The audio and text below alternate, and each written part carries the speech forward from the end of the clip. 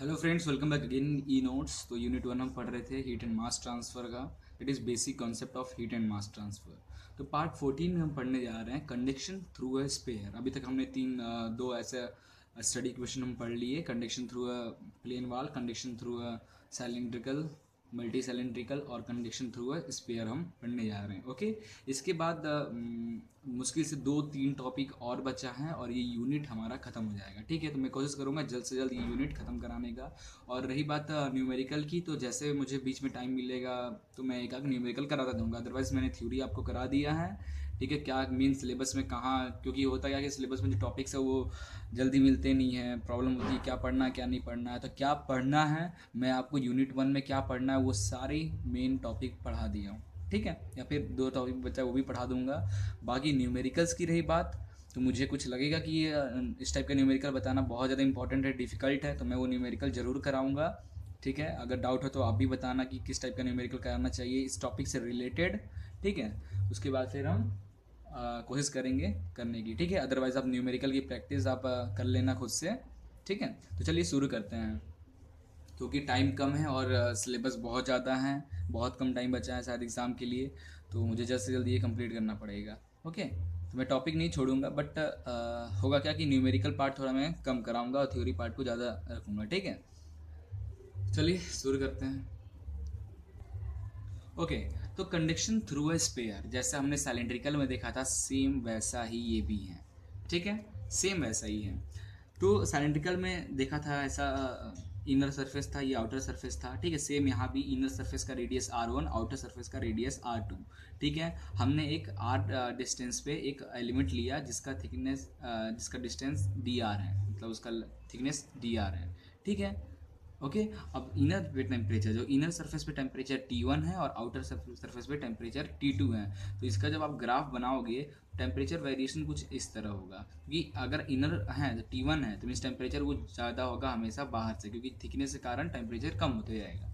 ठीक है, इसका मैंने इलेक्ट्रिकल सर्किट बनाया। तो इलेक्ट्रिकल सर्किट मैंने बनाया, ये टेम्परेचर T1 इनर सरफेस, ये टेम्परेचर T2 आउटर सरफेस, ये उसका रेजिस्टेंस जो आपका थिकनेस के कारण, जो रेजिस्टेंस के कारण आपका हीट कम होता है वो। ठीक है, तो रेजिस्टेंस यहाँ पे हम कैलकुलेट क्या करेंगे, कंडक्शन थ्रू स्पेयर में कितना हीट कंडक्ट कर रहा है हमारा स्पेरिकल सिलेंडर, वो कैलकुलेट करेंगे और थर्मल रेजिस्टेंस कैलकुलेट करना है। ठीक है, तो सबसे पहले स्पेयर के लिए हम जो कोऑर्डिनेट स्पेरिकल कोऑर्डिनेट सिस्टम पढ़े थे फॉर जनरल इक्वेशन, तो वो इक्वेशन हम लिखेंगे। ठीक है, 3 पार्ट में इसे हम सॉल्व करने वाले हैं, जैसे पहले था सेम टू सेम वैसा ही हम यहाँ भी करेंगे। ठीक है, तो जनरल इक्वेशन आपका ये रहा, general heat equation in spherical coordinates के लिए। मैं आई आइकन में इसका वीडियो स्पेरिकल कोऑर्डिनेट जो समझाया मैं ऐड कर दूंगा। ठीक है, तो ये अपना जनरल इक्वेशन है।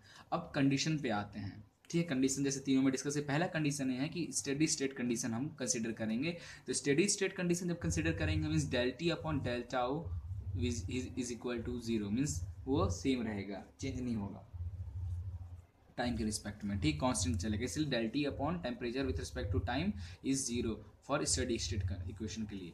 No heat generation, heat generation नहीं होना चाहिए आपके एलिमेंट में, तो therefore Q G upon K is equal to 0। और उसके बाद टी जो टेम्परेचर है वो not equal to function of theta और फाइव डायरेक्शन में नहीं, किसी एक ही डायरेक्शन में हीट ट्रांसफर होगा। तो unit directional heat flow in radial direction. तो क्योंकि अगर आप देखोगे या फिगर देखोगे तो हीट जो ट्रांसफर हो रहा है रेडियली हीट ट्रांसफर हो रहा है, तो बाकी जो डायरेक्शन है उसको हम 0 ले लेंगे। ठीक है, तो ये 3 कंडीशन मिल गया। अब इक्वेशन पुट करना है। ठीक है, देखो ये फाइव डायरेक्शन में जा रहा है, ये थीटा डायरेक्शन के लिए है। ठीक है, तो ये टर्म तो 0 हो गया, क्यू जी अपॉन के भी 0 हो गया, डेल टी अपॉन टाउ भी 0 हो गया, ये पूरा टर्म 0 हो गया। बचा क्या, 1 upon R square del upon del R square del T upon del R, इतना ही बचा। ठीक है, so the above equation gets reduce to like this, 1 upon R square D upon D R square D T upon D R is equal to 0। तो ये equation हमारा final बना पूरा कंडीशन अप्लाई करने के बाद। अब क्या करना है, इसको आप एक बार इंटीग्रेट करना है। ठीक है, तो D upon D R square D T upon D R is equal to 0, where 1 upon R square is not equal to 0। ठीक है, रेडियस कभी भी 0 के इक्वल नहीं होगा, वरना सॉलिड हो जाएगा वो। ठीक है, और R square D T upon D R is equal to C1 integrate किए एक बार, इसको एक बार और इंटीग्रेट करेंगे तो T is equal to -C1 R plus C2 हो जाएगा। ये पहला इंटीग्रेशन फर्स्ट कांस्टेंट, C2 आ गया इंटीग्रेशन सेकंड कांस्टेंट। ठीक है, मतलब हमने 2 बार इंटीग्रेट किया। इस इक्वेशन को। तो ये हमारा फाइनल इक्वेशन जो ये है, मतलब अब हम C1 और C2 बाउंड्री कंडीशन यूज़ करते हुए C1 और C2 की वैल्यू कैलकुलेट करेंगे और यहाँ इस इक्वेशन में पुट कर देंगे, तो हमारा टेम्परेचर डिस्ट्रीब्यूशन इन स्पेरिकल का लिए निकल आएगा। ठीक है ना। Using boundary condition T is equal to T1 at R is equal to R1, ये तो बताया था ही मैं पहले, और T is equal to T2 पे at R is equal to R2। ठीक है, at R is equal to R2 means temperature T1 है एट R1 पे, टेम्परेचर T2 है एट R2 पे। ठीक है, देयरफॉर अब ये पहला इसको और इसको आप इस 1 by 1 इसमें पुट करें और C1 और C2 की वैल्यू कैलकुलेट करें, तो C1 की वैल्यू दिस एंड C2 की वैल्यू दिस कैलकुलेट हो जाएगा। C1 है T1 minus T2 R1 R2 upon R1 minus R2, C2 कितना आएगा T1 plus T1 minus T2 R1 R2 upon R1 minus R2। Okay, now C1 और C2 की value इस equation में put कर देना है। तो पुट करेंगे इक्वेशन में, तो टेम्परेचर डिस्ट्रीब्यूशन का जो हमारा इक्वेशन आएगा T लाइक दिस। ठीक है, ये हमारा फाइनल इक्वेशन आने वाला है। ठीक है ना। अब R1 R2 इधर भी है, तो एक काम करेंगे R1 R2 से डिवाइड बाई R1 R2 से डिवाइड कर दीजिए इसे। इसको और मतलब मेन अपना जो इक्वेशन आया कि टेम्परेचर डिस्ट्रीब्यूशन इन स्पेरिकल, ये इक्वेशन है। इसको और सिंप्लीफाई करना है तो आप सिंप्लीफाई कर लीजिए, इसको R1 R2 से डिवाइड कर दीजिए, तो ये हमारा बच जाएगा R1 R2 से डिवाइड करेंगे।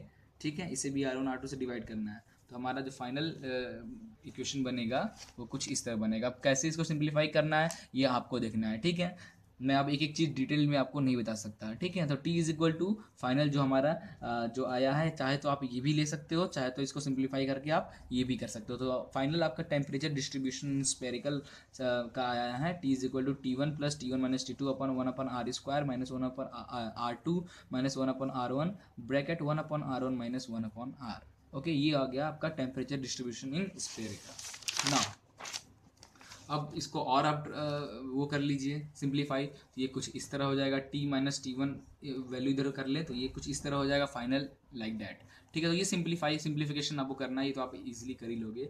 Now for heat transfer rate by Fourier, अब आपको हीट ट्रांसफर रेट कैलकुलेट करना है, तो Fourier with the help of Fourier law Q is equal to minus KA dt upon DR होता है। ठीक है, तो अब dt अपॉन DR, तो अब जो आपका हीट T आया है, ये जो T आया है, ये T आया है, चाहे ये T आया है, इसको R के रिस्पेक्ट में डिफ्रेंशिएट कर दीजिए। ठीक है, तो dt अपॉन DR हो जाएगा। जो भी वैल्यू आएगा डिफ्रेंशिएट करने के बाद वो dt अपॉन DR की जगह पे आपको रख देना है। ठीक है, रख के फिर से आप एरिया क्या हो जाएगा स्फीयर का एरिया लोगे 4 पाई R स्क्वायर। स्फीयर का जो एरिया है वो कितना लोगे आप 4 पाई R स्क्वायर, और बाकी सबको पुट करके फाइल करो, तो फाइनल आपका जो Q आएगा वो आएगा T1 minus T2 upon RT। ठीक है, फॉर स्पेरिकल कंडीशन RT क्या हो जाएगा, फॉर स्पेयर कंडीशन के लिए हमारा सिलेंड्रिकल के लिए RT था हमारा log R2 by R1 upon 2 pi KL, but in spherical condition हमारा थर्मल रेजिस्टेंस जो RT है वो कितना हो जाएगा, where RT is equal to R2 minus R1 upon 4 pi K R1 R2। ठीक है, तो स्पेरिकल के लिए और सिलेंड्रिकल के लिए थर्मल रेजिस्टेंस की वैल्यू अलग आती है। ठीक है, अब अल्टरनेट मेथड देखना है, तो alternate method same easy by using Fourier's law Q is equal to minus KA dt upon DR, तो area 4 pi R square dt upon DR as well as, तो हम क्या किए, Q को रहने दिए, DR को इधर ट्रांसफर कर दिए, R स्क्वायर को इधर ट्रांसफर कर दिए, 4 पाई और K को इधर ट्रांसफर कर दिए, इज इक्वल टू dt, बस इधर dt रखें। यूजिंग बाउंड्री कंडीशन यूज किए R1 से R2 और T1 से T2। ठीक है, R1 से R2 और T1 से T2 बाउंड्री कंडीशन यूज़ किए, तो इसको यूज़ करने के बाद हमारा जो फाइनल आएगा दैट इज़ R1 से R2 करेंगे डिफरेंशिएट करेंगे, तो हमारा आ जाएगा 1 upon R1 minus 1 upon R2, और ये हो जाएगा T1 minus T2। Okay, now Q को रहने दो 4 पाई K को, और ये पूरे टर्म को उधर ट्रांसफर कर दो, तो 4 pi K T1 minus T2 1 upon R1 minus 1 upon R2 हो जाएगा। ठीक है, now therefore Q is equal to T1 minus T2 upon RT, where RT is the thermal resistance which is equal to R2 minus R1, और ये जो 4 पाई के ये term को डिवाइड कर दो, 4 पाई के R1 R2, 4 पाई के R1 R2, तो R2 माइनस R1 दिस, ये अपना थर्मल रेजिस्टेंस फॉर स्पेयर के लिए। ठीक है, तो हीट क्या हो जाएगा, दोनों का फॉर्मूला सेम है, उसका भी सिलेंड्रिकल के भी आप देखोगे तो T1 minus T2 upon RT है, बट RT की वैल्यू चेंज हो रही है। सिलेंड्रिकल के लिए थर्मल रेजिस्टेंस की वैल्यू अलग थी, स्पेरिकल के लिए थर्मल रेजिस्टेंस की वैल्यू ये है। ओके, तो थैंक यू। इस पर न्यूमेरिकल वगैरह जो भी होगा आप एक बार प्रैक्टिस कर लेना, अदरवाइज मैं कोशिश करूँगा आपको बताने की। ओके, तो thank you for watching this video, please like and share it and don't forget to subscribe.